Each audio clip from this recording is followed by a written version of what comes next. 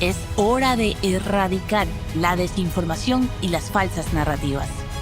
Defendemos el buen periodismo que la ciudadanía ha buscado con tanta urgencia. Defendemos la verdad con periodismo. Somos la defensa. ¿A qué joven ahora le gusta trabajar 8 horas diarias? Seanme sinceros, alcen la mano a quien le gusta trabajar 8 horas diarias, ¿cierto? A ninguno. Mi sapo se llama el sapo cariñoso. Alcaldesa, yo he traído mi sapo, pero mi sapo es chiquito. Te cuento que los sapos depende. El año pasado mi sapo era joven y flaco. Este año es un sapón. ¡Se le fue el sapo a la alcaldesa!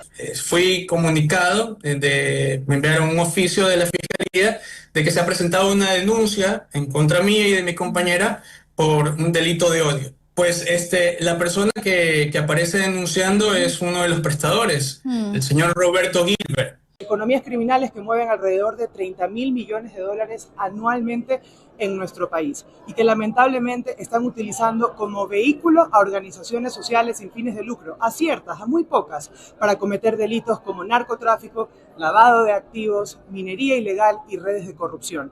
Existen antecedentes vastos que justifican la presentación de este proyecto de ley. Quisiera empezar, presidente, solidarizándome con Leonidas Giza, dirigente popular, dirigente indígena, que hoy está perseguido y se pretende acallarlo. Movimiento indígena de Cotopaxi, la CONAIE, Pachacutic, han expresado también su preocupación por esta persecución. Muy buenos días, este viernes 22 de agosto nos acompaña Blanca Moncada para este programa de análisis a contralanza, este espacio de análisis y reflexión sobre los hechos sucedidos en esta semana, y veíamos algunas de las perlas más importantes, el supuesto espionaje que le hicieron a Leonidas Giza, este sometimiento de las fuerzas policiales a la justicia indígena, la revelación de que se ha tratado aparentemente de una indagación previa, de una investigación, pero esto tiene una cola que vamos a analizarla con mayor profundidad, ¿no? Está también la visita del presidente Noboa y una comitiva importante a Argentina. Estuvo primero en Brasil con Lula da Silva, y en esto se hizo viral pues esta foto famosa con la motosierra y con el machete. Así que vamos a hacer un análisis también de lo que significa esto. Y obviamente no puede faltar esta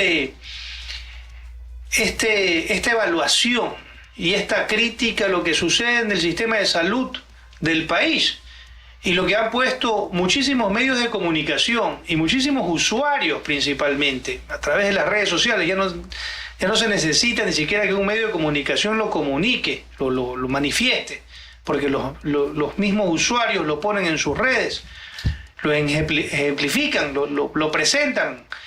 Y obviamente esta presión por parte de la bancada de la Revolución Ciudadana para declarar en emergencia al sector de salud, y que finalmente deriva en la conformación de una comisión.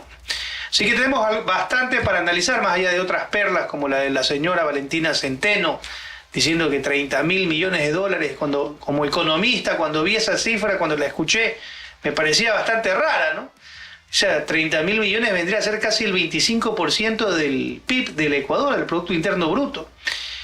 Entonces, si esa fuera la cifra en verdad y quisiéramos combatirla, se acaba el Ecuador, pues no tendríamos una reducción de nuestro Producto Interno Bruto importantísima, ¿no? Sería una afectación brutal.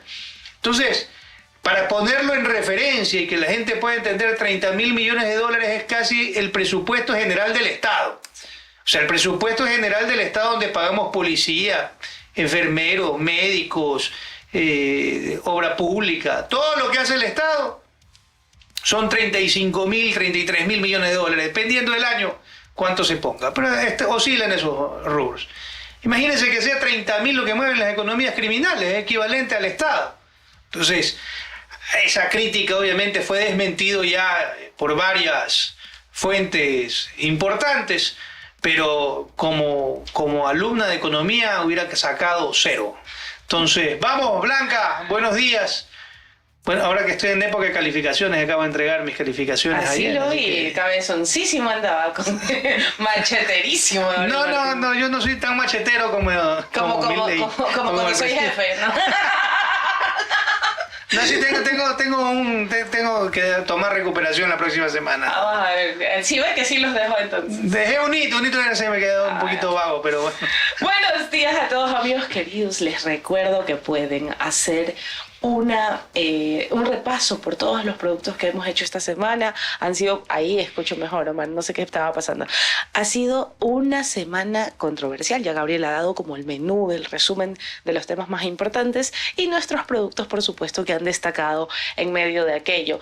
Un tema que se nos escapa y que creo que también tenemos que meter en este programa es el de la pelea que tuvo Ferdinand Álvarez con Luisa González, que lo vamos a dejar para la segunda mitad del programa. Y vamos a empezar con esta foto. Ponla, por favor, la de Noboa con Milei. Dio mucho que hablar, Gabriel. Y Gabriel fue, yo siempre digo, como tener referencia de cómo se mira el Ejecutivo a sí mismo con un exministro de gobierno es importante, ¿no?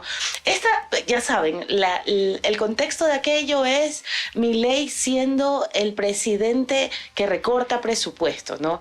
Pero, ¿qué hace Daniel Noboa con un machete? Yo necesito que me diga. Primero, ¿qué le dijo a esa foto cuando la vio? Porque es necesario hacer un análisis audiovisual de eso. O sea, el presidente teóricamente es un machetero, ¿no? Entra a recortar y está con alguna suerte de contradicción. Yo no puedo decir que estoy en contra de una reducción inteligente del tamaño del Estado y que hay ciertos burócratas que no tienen mayor razón ni propósito, y que se vuelven un gasto innecesario de plata pública, ¿no? Entonces el presidente obviamente acaba de anunciar un recorte de ministerios, acaba de sacar alrededor de 5.000 funcionarios públicos, eso es un machetazo fuerte, ¿no? Y ha anunciado que probablemente esto continúe. Entonces, por un lado, habla de austeridad, la foto, habla de austeridad de lo que hace el presidente con algunos de sus actos, lo cual, si se hace con inteligencia, yo creo que en algunas fusiones de ministerios estoy hasta de acuerdo, en otras no estoy de acuerdo. Pero por otro lado, sale con nuevamente el relanzamiento del plan de trabajo juvenil de casi, si te inscribes te regalo un billete. Uh-huh. Entonces, reclutar 80.000 jóvenes para que hagan un trabajo bastante opaco, por decirlo, bastante difícil de entender qué es lo que en verdad están haciendo, cómo están contribuyendo. Es un despropósito, porque por un lado estoy recortando gasto público, pero por el otro lo incremento con creces. Y esto de aquí, obviamente, no creo que iría en la misma línea, creo que sería contradictorio para Milei. Milei, si va y le cuenta, me imagino que el presidente le contó, he reducido ministerios tal cual usted lo hizo en su país, estoy reduciendo cantidad de funcionarios públicos. Milei debe de haberle dicho felicitaciones, presidente. Pero cuando le dije voy a contratar 80.000 jóvenes durante 3 meses para pagarles un sueldo y sin hacer realmente mucho, yo creo que Milei no hubiera aprobado esa medida. Entonces, creo que ahí están un poco las contradicciones en si realmente qué es lo que se quiere buscar. Los 5.000 funcionarios públicos afuera representan un ahorro, creo que al año de $120 millones, pero el contrato de estos muchachos sobrepasa ese valor y realmente no tiene ningún tipo de utilidad. Entonces, creo que ahí hay una gran inconsistencia, más allá de que estoy de acuerdo, como nuevamente lo dije, con varios de las fusiones y de los cierres. Yo sé que usted creo que no es tan favorable a la reducción del tamaño del Estado. O sea, es que yo coincido con usted en la línea de hay que ser coherentes con la narrativa y la acción. Porque si yo tengo un gobierno que gasta plata en su propaganda de una manera desbordada cómo entender que pretendes achicar el Estado. Con este anuncio que hiciste, con la reducción de ministerios, con la que abiertamente en este programa he dicho no estoy de acuerdo con eliminación de carteras tan importantes como la de Cultura y la de Ambiente y la Secretaría de la Mujer, que es como que los lados más sensibles de este recorte. Y luego esto, ¿no? Esta diferencia de lo que yo quiero venderle al mundo o a la región, en este caso, posando al lado de Milei, y lo que estoy haciendo, que ha sido calificado por politólogos, Gabriel, como un populismo de derecha, ¿ya? Y que usted mismo lo ha reconocido en la primera parte de su análisis. Hay personas muy importantes, la periodista que es abiertamente progresista, Elena Rodríguez, ayer comentaba 2 presidentes posando orgullosos con sus juguetes de destrucción. La motosierra y el machete no son símbolos de trabajo ni de progreso, son el emblema de lo que realmente representan Noboa y Milei, el desmantelamiento del Estado, la demolición de lo público, la condena de millones de familias argentinas y ecuatorianas a sobrevivir entre recortes, despidos y miserias, que también no podemos olvidar esa parte. Pero más allá de el sistema estructural y la metodología de gobierno, si podemos decirlo así, el estilo de económico de austeridad, entre comillas, o austeridad disfrazada, para ser realmente sinceros y transparentes con ustedes, de poder calificar un poco el estilo de Daniel Noboa, lo que está al frente de esto también es el lenguaje visual. ¿Qué buscó Daniel Noboa al lado de Milei en esta foto? Me explico, porque esa es otra parte. Busca que lo identifiquen como un presidente, digamos, liberal, un presidente que busca la eficiencia en la administración de lo público, que busca recortar. O sea, creo que cuando uno piensa en Milei, piensa en ese gran crítico de la casta política, como él la menciona, y de la ineficiencia burocrática del gobierno central. Entonces, y obviamente son realidades diferentes, y siempre uno debería de entender de que hay sectores en los que probablemente existe una cantidad de gente injustificable en el sector público, y recortar esos puestos de trabajo que no agregan valor, que esa es la principal razón por la cual se genera una plaza de trabajo, es porque de alguna manera agrega valor o se la requiere para una tarea específica. Si no agrega valor y no tiene una tarea específica o puede ser reemplazable, entonces obviamente no debería ni existir. Hay el gobierno del que yo fui parte hizo una reducción del tamaño del Estado también, cuando habían ministros que tenían 24 asesores, imagínense eso. Entonces lo redujo a 4 asesores. Entonces habían pisos enteros en los ministerios de asesores. Y eso no tenía sentido, eso no se compadecía con la realidad del país. Cuando Otto Sonnenholder llegó a la vicepresidencia y yo lo acompañé como secretario, habían alrededor de 200 trabajadores, completamente innecesarios 100. Teníamos más choferes que carros y tuvimos que mandar los choferes a otras entidades. Ahí sí no despedimos, sino que los reubicamos. Pero hubo gente en la que no había trabajo para ellos, no había necesidad de tenerlos. Tanto así que devolvimos un edificio. Entonces imagínense que el Estado sí necesita estas reestructuraciones.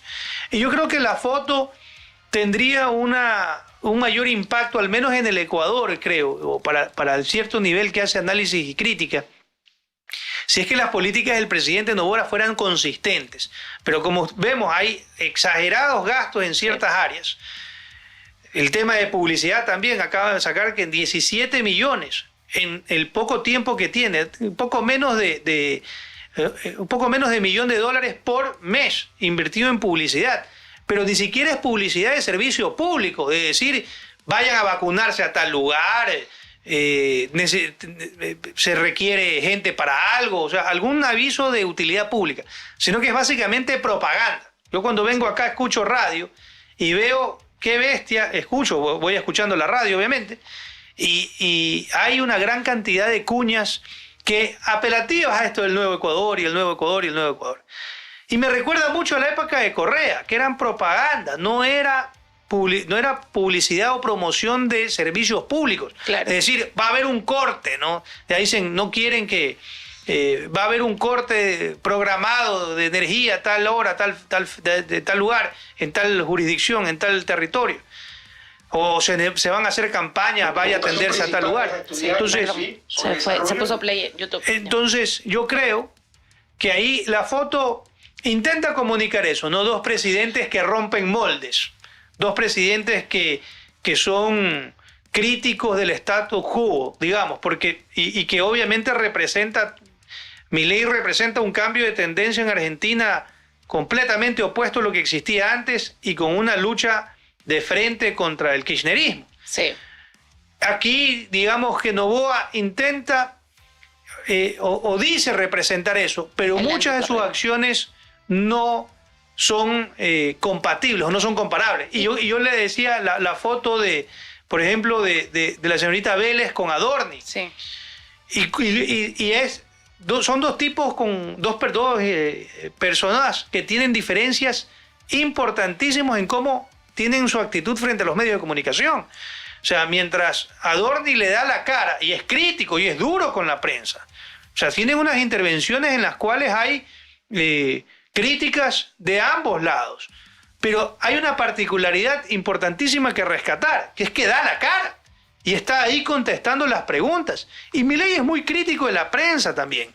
Milei es muy crítico de la prensa en Argentina y yo creo que no es novedad para los periodistas que ahora los líderes políticos sean peyorativos con los medios de comunicación y con los periodistas. Yo creo que eso es algo que ya se tiene entendido como un gaje del oficio. Pero lo que no se puede entender o lo que no se puede terminar de aceptar en un país democrático es que los presidentes, que los gobiernos no le den la cara a los medios de comunicación.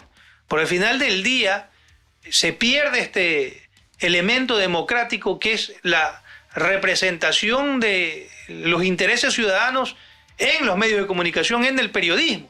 Porque preguntan sobre temas que le interesan al ciudadano, no por un tema particular, ni un interés particular. Entonces, cuando se pregunta sobre los apagones es porque hay preocupación en la ciudadanía. Cuando se preguntan por los contratos fallidos de generación eléctrica es porque es plata pública. Cuando se pregunta por los hospitales es porque son ciudadanos los que no pueden ser atendidos y que están padeciendo. Entonces, aquí lo sienten como que es una ofensa o un insulto preguntar. Entonces, hay grandes diferencias, creo que más allá de un estilo, digamos, en el de Milei mucho más histriónico y obviamente apasionado, ¿no? Milei es un hombre que transmite pasión, un presidente mucho más parco, mucho más reservado. Pero al final del día, creo que la intención es decir dos presidentes que rompen moldes, más allá de que acá están rompiendo hasta la Constitución, ¿no? En ese esfuerzo de romper los moldes, ¿no? Y ya vamos a eso. Solamente termino esto con un pequeño resumen, ¿no? Mucha diferencia entre Daniel Noboa y Javier Milei. Y la primera es lo que anunciábamos de los recortes presupuestarios versus el gasto desmedido del gobierno de Noboa, importantísimo. El silencio ante la crisis con un gobierno mucho más confrontativo en Argentina, directamente opositor. Tú no puedes marcarte como líder del cambio, de lo que ya no necesitas en la historia del Ecuador, del correísmo, precisamente, que es la fuerza política a la que Noboa supuestamente es contrario, cuando has metido pues a la mitad del correísmo a tu gobierno. Entonces es un poco hasta contradictorio. En todo caso, bastante le falta a Noboa para parecerse a Milei, y Milei tampoco es que es santo de mi devoción, ustedes lo saben perfectamente. O sea, no simpatizo con absolutamente ninguno de sus pasos como presidente de uno de los presidentes de esta región.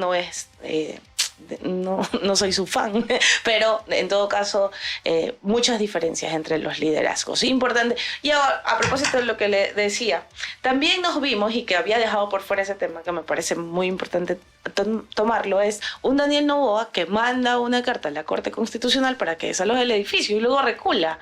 ¿Qué pasó? ¿Se arrepintieron o...? Creo que tienen que... La carta... obviamente anunciándoles el traslado, iba a ser un escándalo. Iba a ser un escándalo, una actitud completamente hostil, completamente hasta pueril, digamos, ¿no? Pero lo criticable de esto es que nadie sale a decir nada por parte de ellos, nadie sale a aclarar. Esto fue, definitivamente no creo que es un acto aislado de la funcionaria que firmó eso, de que es de segundo o tercer nivel, sino obviamente ordenada, ¿no? Una funcionaria del Ministerio de Energía. Claro. Entonces, el quitarle el edificio, el pretender quitarle el edificio es una muestra de hostilidad que se suma a la campaña de desprestigio, que se suma a la marcha con las pancartas. Y yo creo que este autoritarismo o esta posición poco formal, poco seria de llevar la discusión con la Corte, le ha costado mucho al presidente Noboa. Creo que hay mucha gente que... Yo no soy fan de las sentencias, de muchas sentencias de la Corte Constitucional. Creo que ha actuado mal en muchos casos. Sin embargo, no critico su institucionalidad. Entonces aquí el problema, y creo que ese es uno de los problemas de los grupos de derecha y conservadores que critican a la Corte. Porque si esta Corte hubiera fallado como a ellos les hubiera gustado, digamos, sí, en los casos del matrimonio entre personas del mismo sexo, matrimonio gay, si hubiera fallado en contra, los grupos conservadores no la criticaran y no estuvieran criticando su existencia ni que hubiera control sobre ellos.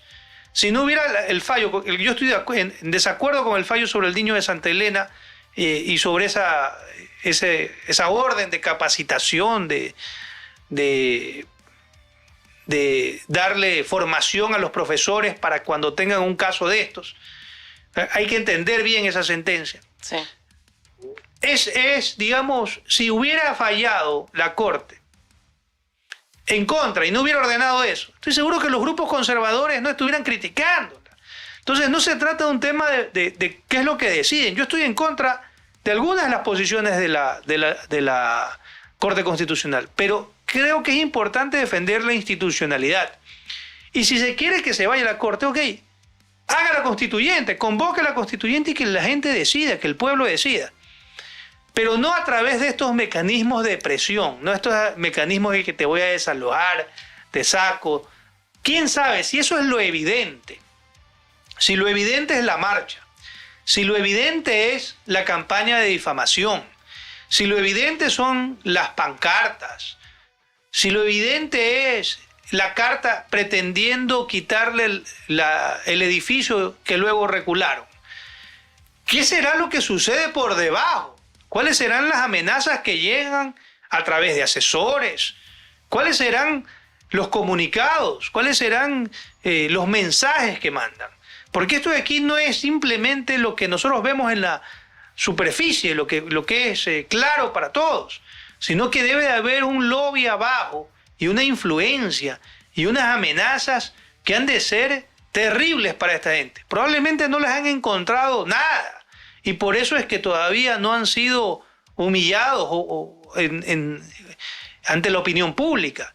Pero creo que se debe de manejar con más formalidad esto para no pasar cada cierto tiempo en este tipo de discusiones. Entonces creo que ahí el recular fue un acierto.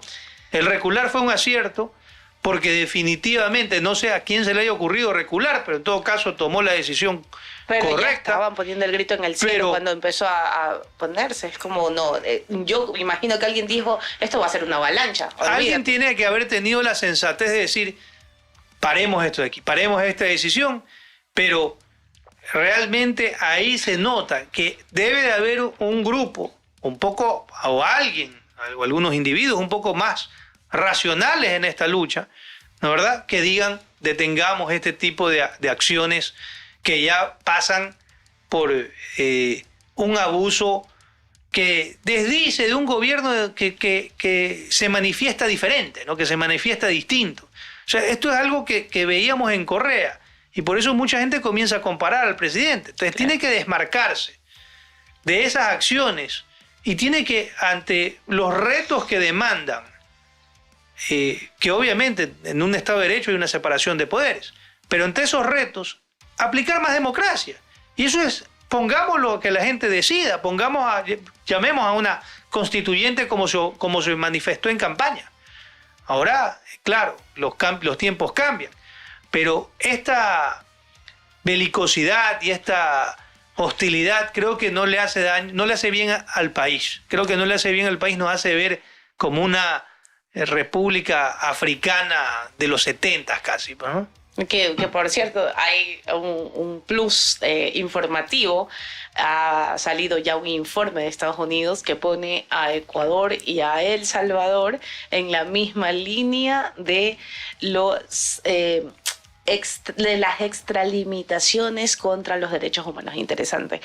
Hablaba Gabriel de racionalidad, y racionalidad fue lo que faltó esta semana en la Asamblea Nacional. La verdad es que, hice un análisis bastante largo de la sesión en la que se debatió la crisis sanitaria, y había algunas cosas que me permito puntualizar tras haber visto más de 3 horas la sesión de la Asamblea, en donde se decidió que Ecuador no tenía una emergencia sanitaria, y fue de la mano con esta novedad del gobierno de crear este comité. En medio de esto salió Roberto Cuero, asambleísta de la Revolución Ciudadana, a hacer un reclamo puntual, porque al parecer ADN está haciendo en este momento, yo no sé si ustedes recuerdan, cuando cursábamos el cole, siempre había estos tipos, yo no sé si Gabriel era uno de esos o era de los buenos, que hacían bullying, los bullers, ¿no? Hacían bullying a sus compañeros. Usted tiene que haber sido de la que hacía bullying a los compañeros. Usted sabe que yo soy un ángel. Usted tiene que haber sido la que molestaba a la compañera. Jamás. Yo nunca, siempre fui de las empáticas. Y esto es horrible que yo lo diga de mis labios y que alguien no lo cuente por mí, pero dado el señalamiento que me está haciendo Gabriel Martínez, pues hay que decirlo.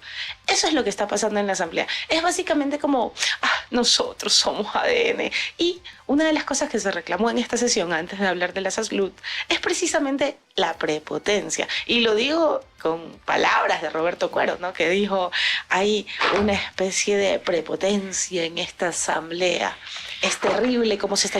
¿Y por qué? Porque se incumple el procedimiento legislativo desde el día 1 y al parecer Niels Olsen, como presidente del legislativo, está saltándose pasos que tienen que ser porque está escrito en la LOF, que es la ley orgánica de la función legislativa. Así es. Pero, a ver, en eso, y antes de pasar, el correísmo era igualito, ¿no? Sí, por supuesto, están pagando karma hasta las mismas. Sí, eso es karma. Y me encanta que lo haya dicho Gabriel, porque es real. Yo escucho, y no estoy de acuerdo, realmente pensé que iban a irse por una línea diferente cuando Olsen toma el liderazgo de la Asamblea. Pensé que iban a irse por una línea no de revancha, no de castigo, por decirlo. Pensé que iba a ser mucho más ecuánime. Resulta que el correísmo, cuando tuvo la Asamblea, era una aplanadora, ¿no? Sí. Y de hecho le decían así en titulares, la aplanadora. Entonces, ahora les toca sentir, a todos ellos, les toca sentir lo que hicieron padecer a un país. Y claro, no digo que esto lo justifica, no vayan a entenderlo mal, no creo que lo justifica. No, pero me parece muy necesario el antecedente, Gabriel. Es importante entender de que tampoco es que eran angelitos, santitos, demócratas, así respetuosos de los derechos de los demás. Eso tampoco, no les queda bien el papel de víctima. A algunos miembros de la Revolución Ciudadana no les queda bien el papel de víctima. Hay otros que comprendo que son los más jóvenes, pero hay personas que actuaron con la misma prepotencia que ahora critican. Y eso de ahí es doble rasero, doble moral, como decía, ¿cómo era? Importante. Doble moral, compañerito, más o menos, ¿no? Entonces, ¿cuánta doble moral? Esa tienes que sacarla. Hay que recordar que cuando ellos tuvieron el poder, hicieron y deshicieron como les dio la gana y ahora les toca padecer. No digo que sea lo correcto y por eso el país debe de analizar esto con madurez. Yo creo que el gobierno debe de cambiar, buscar cómo cambia ese rumbo para no comenzar a parecerse al enemigo, pues, ¿no? Sí, al final del día te critico, pero eres igual que yo. Y es precisamente esto que menciona Gabriel, que de verdad es importante refrescar la memoria, porque no podemos, ciegos, sordos y mudos, pobrecito de correísmo. No, claro que usted le ha salido una vena correísta, parece. No, para nada. No creo. A mí siempre me ha criticado el correísmo por no ser correísta. Pero ellos saben, yo he sido muy frontal y he sido muy crítica. No, sí, usted es una mujer crítica, ¿no? Sí. Le cae, o sea, se pelea con todo el mundo, que es democrática en eso. Exacto. Entonces, y es precisamente esto lo que ponen de argumento los de ADN para verles la cara a los del correísmo. Y lo dicen, o sea, en el momento en que Andrés Guzmán agarra el micrófono, lo primero que hace es que ya se olvidaron cómo eran ustedes, algo así, no parafraseando, no estoy citándolo textualmente al asambleísta.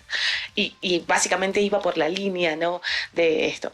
Miren, amigos, aprendizaje espiritual, antes de irnos al tema de la salud, todo regresa a ti multiplicado. Sea bueno o sea malo, y tú te encargarás de eso. Así que el correísmo pagando su caramba, está metafísica. Siempre. Yo me parezco moreno. Oiga, cierto, yo siempre le he querido preguntar, ¿Moreno en algún momento lo sentó a ustedes a hacer ejercicios de metafísica? No. Él era un guía espiritual. O sea, él creía, claro, creía en estos temas pero cuánticos. No los practicaba dentro de... No, era todo muy profesional. Todo muy profesional. Okay, usted puede ser profesional e incluir temas espirituales. Aunque no, puede ser, ¿no? Claro. Alguna vez sí conversaba en los gabinetes, pero, sí, pues ahí pero hubo, digamos, a veces un par de comentarios que luego salieron, que se hicieron públicos y que no cayeron muy bien en la ciudadanía, ¿no? Digamos, sí, porque la gente no está preparada para esas verdades. A mí me gustaría sentarme con Lenín Moreno. Yo le di durísimo a Lenín Moreno. Bueno, ¿le dio duro? Sí. No es la única, pero... aunque la historia cada vez lo sí, bueno, rescata más su presidencia. Y hay mucha gente que dice... Y en estos temas de austeridad y de orden fiscal, realmente empiezan con Moreno. En el gobierno de Lasso, a pesar de ser un gobierno teóricamente liberal, también, comenzó a nuevamente incrementarse el gasto público. Se incrementó la cantidad de personal. Y está bien cuando se incrementan en policías, en médicos, en profesores, pero no en ciertas áreas administrativas, ¿no? Que regresamos a esa discusión. Y creo que en eso Moreno tomó decisiones importantes que obviamente ya es la historia la que lo juzga. Vamos a ver. Entremos con lo del comité, la creación del comité.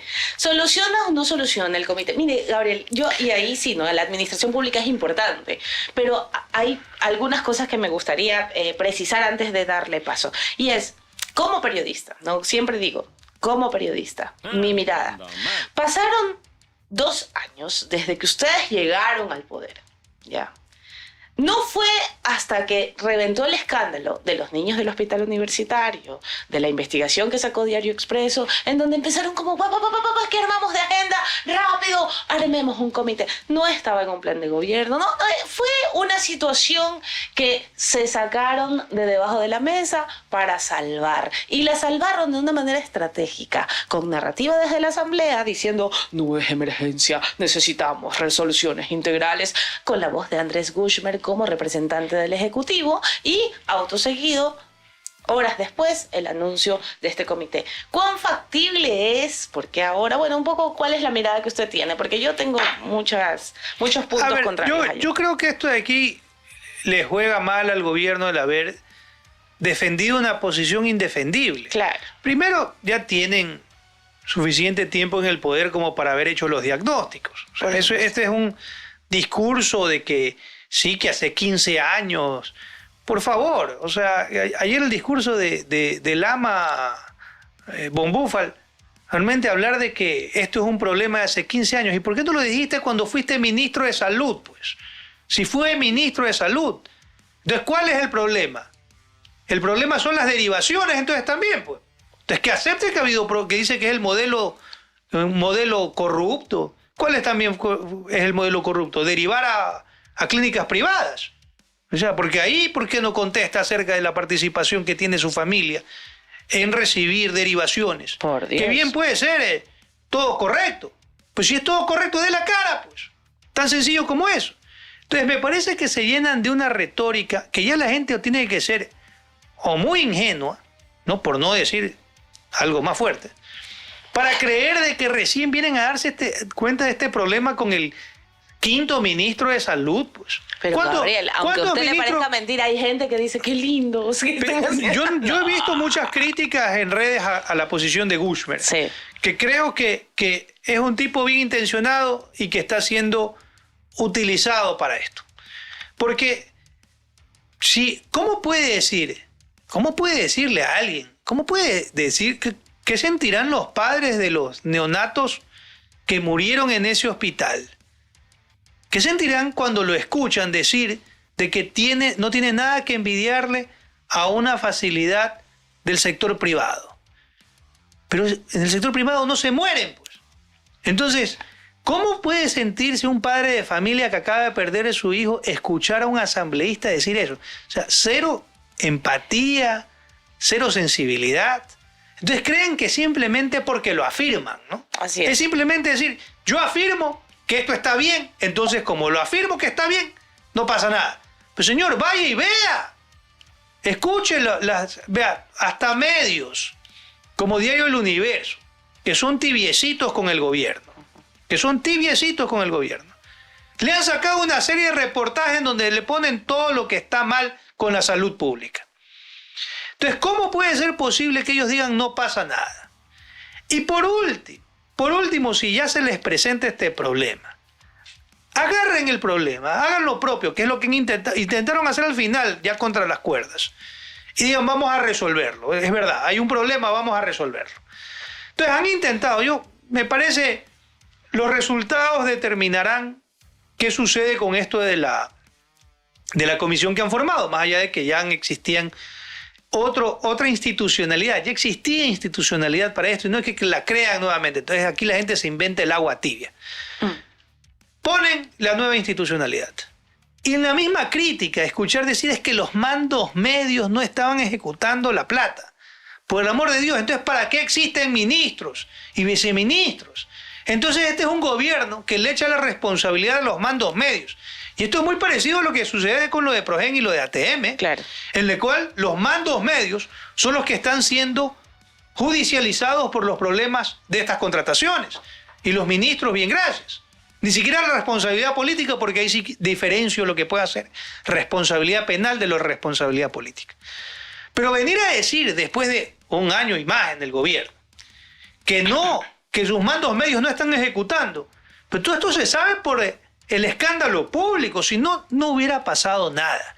Y aquí radica nuevamente la importancia de los medios de comunicación independientes que hacen una crítica permanente. Pues esa es la razón de ser. Entonces, hay medios de comunicación que son tan desvergonzados, ¿no? Que han salido a decir que esto es culpa del correísmo. Por el amor de Dios, han pasado 3 gobiernos, incluido uno del presidente Noboa, pues. Bochornoso. O sea, eso es un insulto a la inteligencia de la gente.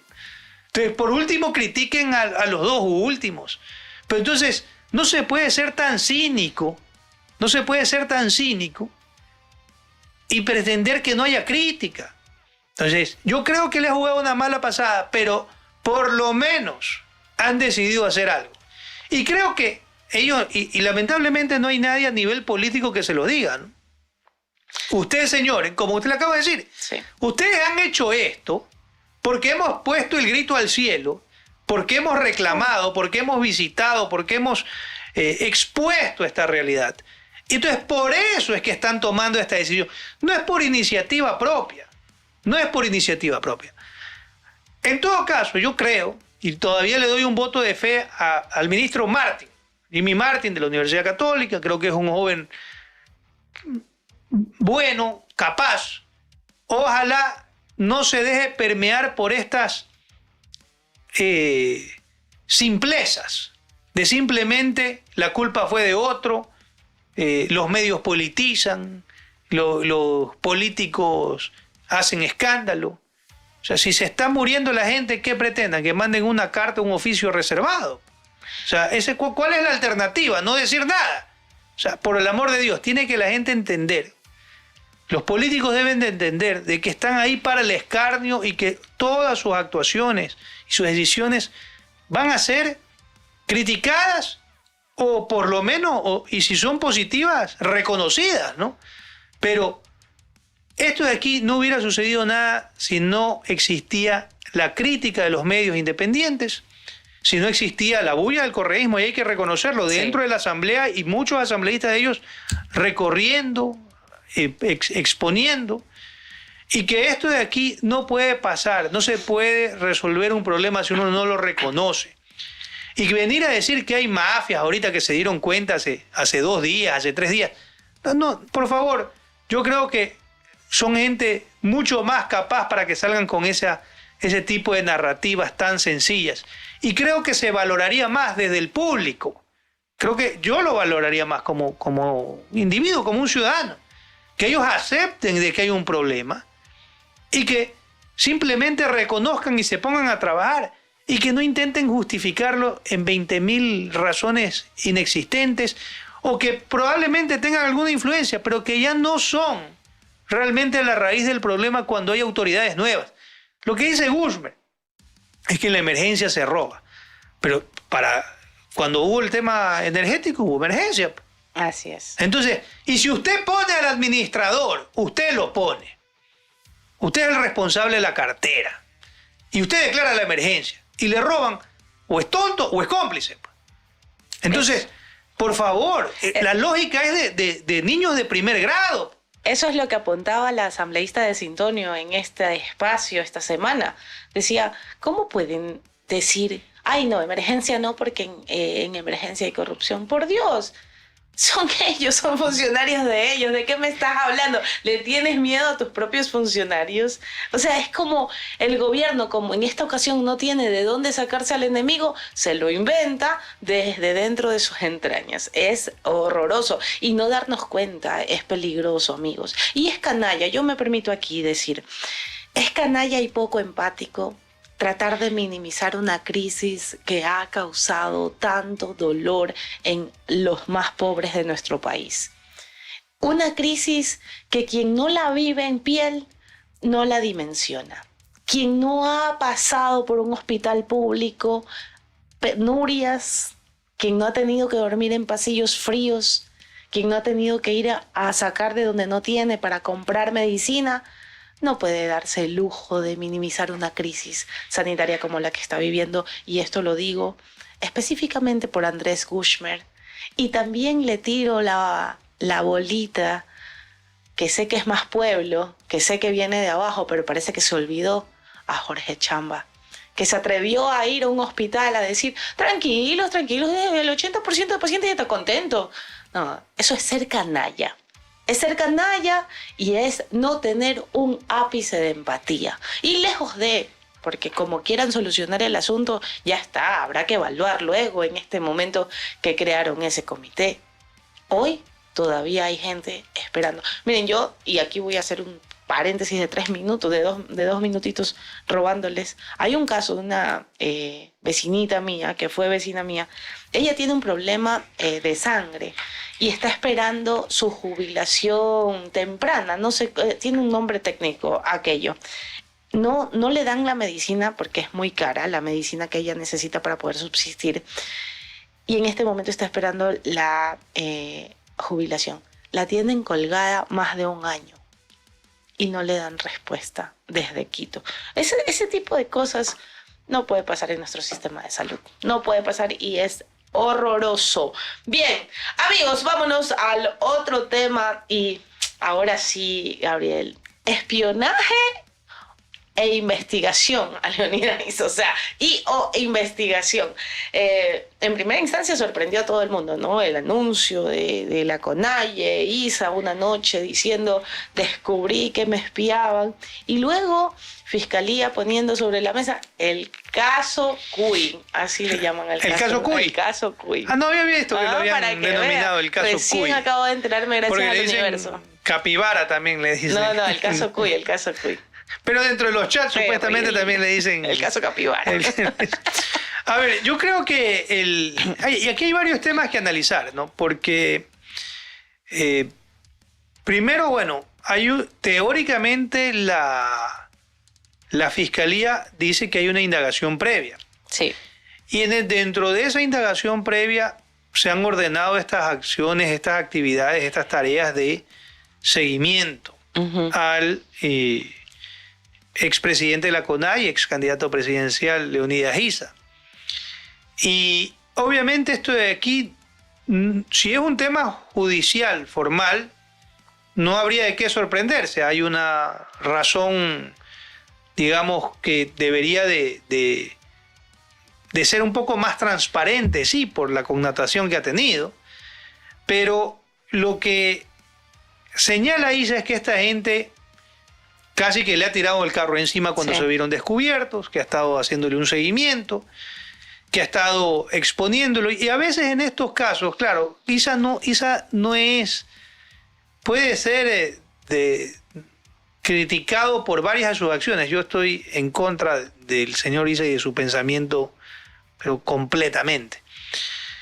Pero sin embargo, no es un delincuente. En el sentido, no es un delincuente o no es un criminal relacionado a actividades como el narcotráfico, ni nada por el estilo. Al menos eso no se conoce. No se lo ha relacionado nunca con eso. Como para que amerite, o sea, ¿cuál es la necesidad de que tenga un seguimiento policial? O sea, ¿acaso porque para un tema de seguimiento policial es porque el tipo debería estar involucrado en temas mucho más graves? Pero si es un tema, y obviamente ya viendo el personaje, que es un líder social, eso es indiscutible, es un líder orientado a los temas medioambientales. Entonces, a menos que esté relacionado con algo de ese calibre, ¿cómo se justifica el seguimiento? ¿Cómo así se justifica el seguimiento? Entonces, eso es algo que debería de quedar un poco más claro. Es un ex candidato presidencial, es un hombre crítico del régimen. Entonces, a menos que haya algo que todavía no se ha revelado, se hace muy difícil pensar de por qué para una indagación previa, o sea, ¿qué indagación de qué delito? Claro. ¿No, verdad? ¿De qué delito le ponen un seguimiento policial? Porque ahí es un tema bastante delicado. ¿Cuál es el delito que teóricamente se está investigando? Entonces, ahora llega el señor Issa y la comunidad retiene a estos policías y comienza a encontrar varios chats que ya generan mayores dudas, ¿no? Ya generan algún tipo de cuestionamiento a la razón de por qué estaban ahí. No se encuentran, al menos no presentan elementos claros de por qué lo están investigando, sino que más bien sería simplemente algún tipo de actividad para conocer su paradero, conocer sus actividades, con quién habla, con quién se reúne. Y obviamente esto dentro de algo que les importa, que ha sido muy criticado por parte del movimiento indígena, y es esta ley de tratamiento a las fundaciones y a el nombre, no recuerdo el nombre que le han puesto a esta ley. Es algo de lavado de activos. La ley de lavado de activos a través de las fundaciones, sí. Y que obviamente hay mucha crítica por parte de organizaciones sociales que reciben dinero del exterior, sí. Y que obviamente pasarían a ser controladas, ¿no? Incluso por la Superintendencia de Economía Popular y Solidaria. Entonces, cuando este líder indígena se ha manifestado contrario a esta ley y que probablemente ha habido llamamiento a marchas en contra del gobierno, porque eso sucedió la semana pasada, que él hizo un llamado a una marcha en contra del gobierno. Una marcha que se dio y que no hubo la gran convocatoria, pero existió. Entonces, ¿cómo se entiende que un individuo, un líder, un ex candidato presidencial, por más cuestionamientos que tenga, yo soy contrario nuevamente al señor Issa, no creo en la forma en que él caotiza para hacer política, pero llama a una marcha en respaldo a la Corte Constitucional y una semana después tiene 2 policías investigándolo, o sea, siguiéndolo? Esto es bastante raro, es bastante, digamos, oscuro. Y debería del Ministerio del Interior pronunciarse. Deberían de las autoridades pronunciarse. Porque si se lo deja solamente a Fiscalía, esto de aquí no, por el sigilo que tiene la indagación previa, ellos podrán decir, no podemos comunicarlo porque está en esta etapa procesal. Entonces, que es una indagación que puede llevar a algo o puede quedar en nada. Entonces, esto sí es delicado. Cuidado, se está utilizando al aparato público para perseguir a voces críticas y que definitivamente tienen capacidad de movilización. Porque hay gente que puede ser crítica, pero no moviliza a nadie, y esa es la realidad, y que simplemente hacen una crítica desde sus espacios. Pero cuando un expresidente de la CONAIE, que acaba de perder la elección por pocos votos, porque tiene una representación y una representatividad importante, lo manifiesta y lo comienzan a seguir, entonces esto genera obviamente suspicacias. Y claro, coincidentalmente con el viaje de las autoridades fuera del país, no está el ministro Reinberg y no ha dicho absolutamente nada sobre el tema. Entonces, a eso... Eso debe de quedar claro. Esto es algo delicado. Creo que la posición del alcalde de la ciudad ha sido la correcta como un líder que se preocupa. No hay otros que han callado. Cuidado, esto es simplemente el inicio de algo mucho más complejo, mucho más sistemático, ¿no? Por decirlo de alguna manera. Y de ahí la retención de los policías. Claro, lo acusan luego de secuestro. Si usted está reteniendo a alguien contra su voluntad, eso es secuestro. Entonces, tampoco puede retener a los policías. Estoy de acuerdo que tiene que demandar y exigir que haya una transparencia sobre lo que han hecho. Pero con esta posición de la justicia indígena, retener en contra de la voluntad, es evidente, no nadie retiene a alguien que está dispuesto a quedarse. Es un delito. Es un delito. Entonces, no se puede justificar todo o el acometimiento de un delito simplemente porque me apego a la justicia indígena, a la justicia comunitaria. Creo que eso fue un abuso también.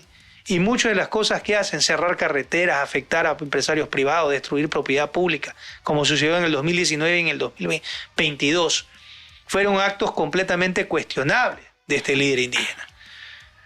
Y esos actos, y que luego recibió una amnistía por parte de la Asamblea en el 2022, ya la Asamblea del gobierno de Lasso, no me acuerdo que fue en el 21 o en el 22, pero recibió una amnistía junto con muchos otros que no tenían, que estaban acusados por otros delitos. Eso es una barbaridad, ya no hay Estado de Derecho. Entonces no está bien que Issa cautice el país y se vaya impune, pero tampoco está bien que se lo investigue por ser crítico al gobierno, si es que esa fuera la razón. Tampoco está bien que él retenga policías en contra de su voluntad. Sí. Creo que aquí las autoridades deberían de ser mucho más formales y explicar lo sucedido. Y de esos chats que han obtenido y que hablan de que hay seguimiento a otros líderes sociales. Si es así, deberían de presentarlos. Deberían de presentarlos porque dejarlo a la conjetura o dejarlo a la duda, eso es igual de grave que lo demás. Entonces, creo que ahí hay un llamado a que se transparente lo sucedido. Y de que en este país no caigamos con actos ocultos por parte de las autoridades. Creo que ese al final del día es lo que debería de exigir el país. No por tratarse de Issa, eso debería ser con cualquier ciudadano. Debería de el Ministerio del Interior indicar si estaba al tanto o no de estas operaciones, porque bien podría ser una operación 100% de fiscalía, y si es así, tiene la facultad de hacerlo. Tiene la facultad de hacerlo, pero los tiempos son los que, y el delito que teóricamente sería investigado es lo que queda, obviamente, a una interrogante, ¿no? Sí, es importante. Solo estar muy ojos con lo que va a pasar con el contenido de esos celulares. Si hay algo muy, muy grave, yo creo que deberían anunciarlo. Algo dijeron que igual está en investigación en este momento. Se le viene el caso de secuestro a Leonidas. Eso no va a quedar así nomás. Eso, o sea, se anunció ya la denuncia por secuestro y obviamente se suma a otras denuncias que tiene Isa, pero estamos en un contexto diferente. Así que siento que va a dar mucho de qué hablar este caso y probablemente pues vaya a salir mal librado de eso. O sea, es muy probable. Pero es que al final del día, claro, ellos hablan y la justicia indígena tiene sus particularidades, en las cuales que particularmente yo creo que en un estado moderno, en un estado fuerte, no puede existir dos tipos de justicia. Hay una sola justicia para todos. Muchos, y los defensores de estas posturas, ¿no? Hablan de esta tradición y de lo ancestral y de que en muchas comunidades esta es la forma en que mantienen seguras a sus comunidades, porque es el escarnio público, es la dureza pero son elementos de barbarie que también tiene la justicia indígena, pues no, ortigar a un tipo no es algo aceptable, que creo que por ningún tipo de eso no es cultura, es incultura, ¿no? Entonces, creo que hay temas, esto abre una discusión bastante amplia, creo que se va a defender mucho con los elementos de justicia indígena, pero también decir, por ejemplo, que no pueden ingresar a una comunidad sin el permiso de la comunidad. O sea, por favor, si es vía pública, estamos en un Ecuador en el cual la gente puede transitar. Leonidas Issa, recuerdo que en el 2019, después de la protesta de octubre, Otto Sonnenholder comenzó a hacer un recorrido por las diferentes comunidades indígenas para entender un poco estas necesidades, para hablar directamente con ellos. Y dijo públicamente que estaba prohibido ingresar. ¿Quién es él para prohibir ingresar a un espacio público en Ecuador? Entiendo que nadie puede ingresar a tu casa, ¿no es verdad? Eso es un espacio privado. Sí. Nadie puede entrar a tu fábrica, a tu oficina, a tu hacienda. Algo de propiedad privada nadie puede impedirlo. Pues, ¿cómo puedes impedir que entre en una plaza pública un individuo, una comunidad que es propiedad pública? Entonces, aquí va a haber muchos elementos de discusión y no se puede uno aquí romantizar, ¿no? Usted probablemente romantiza ahí con estos temas de la justicia indígena y de todos estos temas. Yo creo que yo siempre digo anecdóticamente. Pero yo también, hay que ponerse en los policías recibían órdenes. Yo tuve una época de vestir la camiseta del Che Guevara, Gabriel. Yo sé que usted no duda de eso, pero también tengo cordura y he madurado, sí. Y miren, he estado muy cerca de Gabriel Martínez, por eso ya toda mi familia dice, tú eres la derechosa de la familia, me dicen a mí. Me es contagioso. Claro, pues. ¿Cómo usted ha sido un poco más humano ahora? Me he vuelto más humano, claro. Sí, definitivamente usted me ha dado una perspectiva diferente. Sí, nos complementamos. Diferente de ciertos temas y que yo creo que tiene en algunos temas razón, pero a mí sí los policías, por ejemplo, en octubre del 2019 retuvieron policías, periodistas, el señor Vargas, y decían, no están secuestrados, aquí si no estoy secuestrado me puedo ir, no te puedes ir, por el amor de Dios. Eso no puede ser aceptable. Claro. A un periodista le pegaron un piedrazo al señor Paredes, me parece. Yo no olvido. O sea, entonces, esta gente ahora quiere victimizarse. Lo que sí creo que compete es una explicación. Y que si la explicación es aquí hay una indagación previa, señores, y esto está bien. Los policías cumplían órdenes y se acabó la historia. Pero creo que merece más formalidad que simplemente un comunicado. Creo que eso ahí es donde... Y obviamente, si en los celulares dice, hay una frase que dice, hay que eliminar al cuy, creo que han puesto. ¿No? ¿Qué significa eso? Yo no creo realmente Y por eso es que tienen que evidenciarlo, ¿no? Yo no creo que los policías hayan sido enviados para una operación de ese tipo. No, me parece muy difícil, inverosímil, pero si es así, tiene que demostrarlo, tiene que presentar esos chats al público, al país, a la comunidad internacional, si es que es verdad. Si no, hay que guardar prudencia porque mucho de esto se puede prestar para un escándalo muy, muy complejo. Vivimos tiempos muy sensibles, ¿no? Y aquí no voy a tener una postura a favor o en contra. Siento que son pisos muy blandos los que estamos caminando a nivel de democracia en este país en este momento. Siento que definitivamente ser oposición de un gobierno te puede poner en una situación compleja y frente a eso tus acciones del pasado siempre van a servir para poder justificar cualquier tipo de extralimitación ahora. Y lamentablemente les está pasando factura. Yo he sido muy consecuente con las luchas sociales que lleva el indigenismo de nuestro país, pero también obviamente no puedo inobservar todas las cosas que ha puntualizado Gabriel. Vamos a ver qué pasa. Sé que soltaron a los policías y que en este momento pues está ya abierta esa investigación. Noticia de último minuto que es importante que ustedes sepan: ya llamaron a formulación de cargos a Javier Jordán, Daniel Salcedo y compañía en el caso del asesinato de Fernando Villavicencio. Esto pasó hace unos minutos mientras estábamos emitiendo el programa. Bien, ok, Gabriel, una hora y algo más nos tomamos y solamente los dos ahí conversando.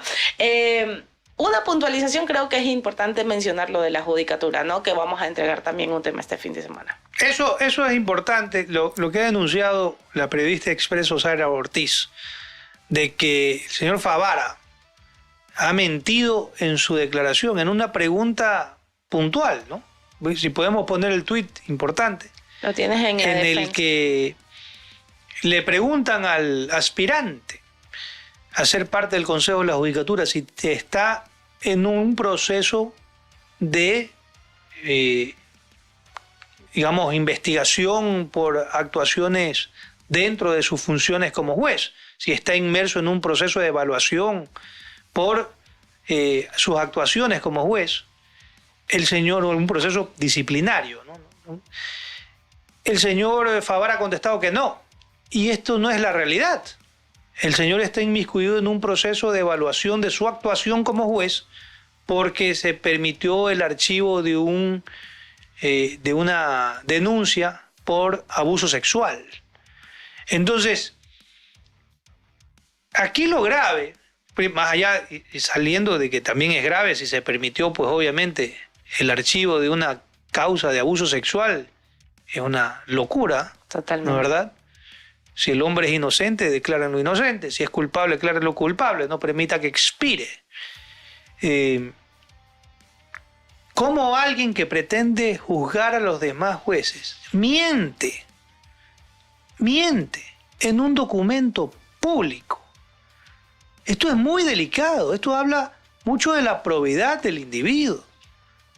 Porque obviamente se vuelve, si usted va a ser parte del Consejo de la Judicatura y tiene un proceso de evaluación abierto, usted va a ser parte, juez y parte, ¿no?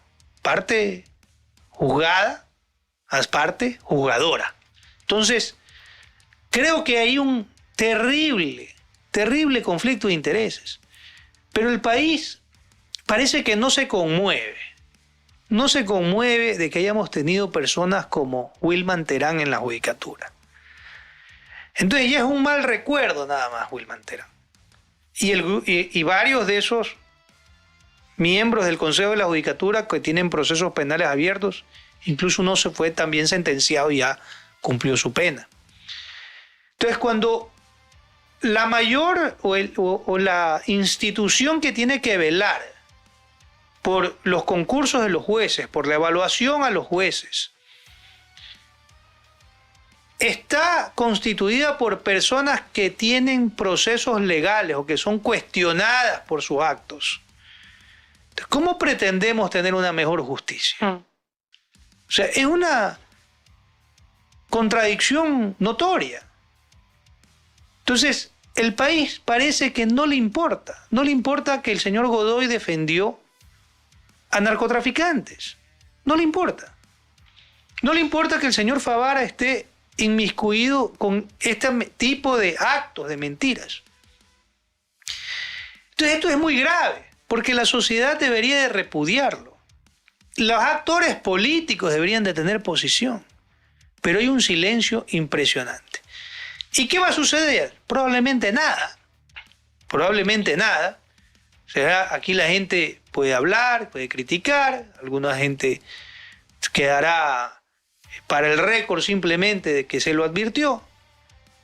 Pero en este país parecería que no importa quién administra justicia de los niveles más altos. Y cuando vemos que en el pasado reciente, gente sentenciada, el reciente presidente de la Judicatura, Wilman Terán, fue sentenciado, tiene 2 causas más pendientes. ¿Cómo es posible de que no se le dé toda la atención del caso a quien va a presidir el Consejo de la Judicatura en los próximos años? Cuando hemos pasado de criticarlo por autoritarismos, por su total obediencia al Ejecutivo en gobiernos pasados, ¿no? Desde la época de Yalc, su vinculación y su relación con el presidente Correa, ahora a tener presidentes sentenciados y ahora altamente cuestionados por sus actividades privadas previas.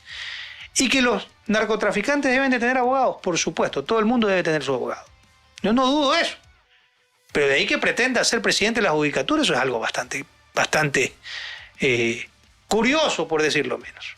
Entonces, ojalá, y yo creo que ahí el Consejo de Participación Ciudadana tiene algo clave que hacer. Yo he pedido que le escriban a Fantoni y le pregunten al señor Fantoni qué piensa de esta noticia. ¿Qué piensa? ¿Van a tratarlo en el Pleno? ¿Van a discutirlo? Amerita, porque ya eliminaron todas las impugnaciones. Entonces, amerita que el Consejo diga, oigan, aquí tenemos una revelación de un individuo que si tuviera algún nivel de decencia ya hubiera renunciado a estar en la terna, pues, ¿no? Lo han encogido en la mentira. Pues. Pero aquí en el país tampoco hay decencia. Entonces, no nos sorprendamos de que las ternas pasen como deben de pasar. Creo que ahí, dentro de todo, la señora Núñez, ya, ahí está. Sí. Pero ante los otros es una cuestión de no creer y que lamentablemente en este país, por pensar de que mientras apoyemos a un bando el otro está debilitado, justifiquemos todo lo que haga este bando de aquí. No se puede estar, el que está del lado de la coherencia es casi que un apátrida, ¿no? El que está del lado de la coherencia. Así que nos quedamos con esa última novedad. Esperemos que tenga la repercusión del caso. Los asambleístas de oposición, ahí también veo, ahí el correísmo no dice nada. El correísmo callado. Calladito. No opinan. Y por eso la gravedad, vea, y en eso hay que analizar las preguntas de la consulta popular.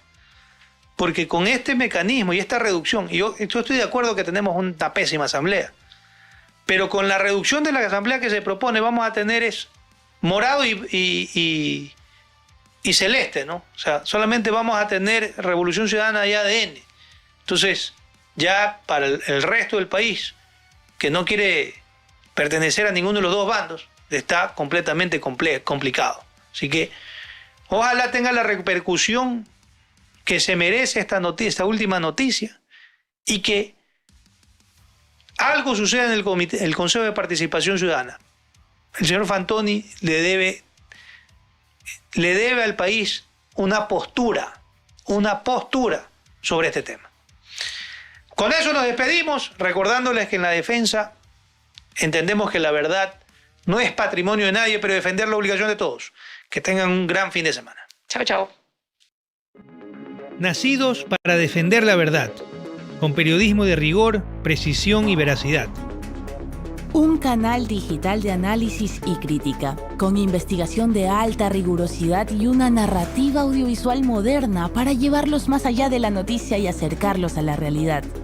Es hora de erradicar la desinformación y las falsas narrativas. Defendemos el buen periodismo que la ciudadanía ha buscado con tanta urgencia. Defendemos la verdad con periodismo. Somos La Defensa.